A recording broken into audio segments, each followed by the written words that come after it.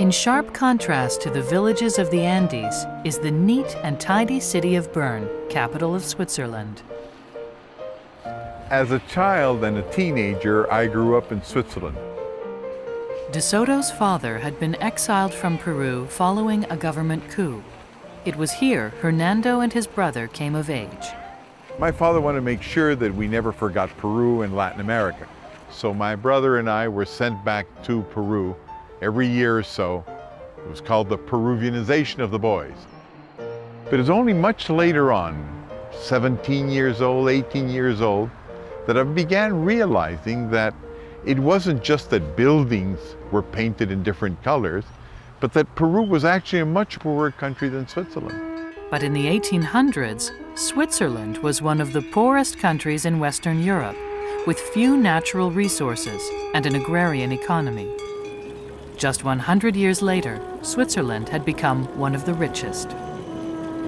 And it struck me because I never found that there was any cultural, intellectual difference between my cousins back home in Peru and my friends here in Switzerland. And now I started wondering, well, what makes prosperity if it isn't good people? Something invisible was missing, and I had to find out what it was. De Soto's quest started with Swiss history. In the late 19th century, Switzerland was a loose federation of independent regions, each with their own codes and laws. The only way you can bring a diverse people together is by creating bridges between the different codes, the different practices, so that the whole nation could follow one rule of law and have one legal system with which to contract and create prosperity. What the Swiss lacked, De Soto discovered, was a way to integrate the French, German, and Italian systems into one Swiss system. They needed a legal bridge between old and new.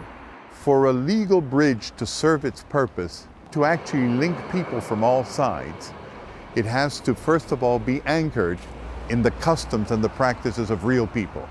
It's got to have solid foundations. It needs to be sufficiently well articulated so that it's not going to crack with all the problems that come with time. And thirdly, it's got to be wide enough so that everybody can cross it. It can't just be for a few people.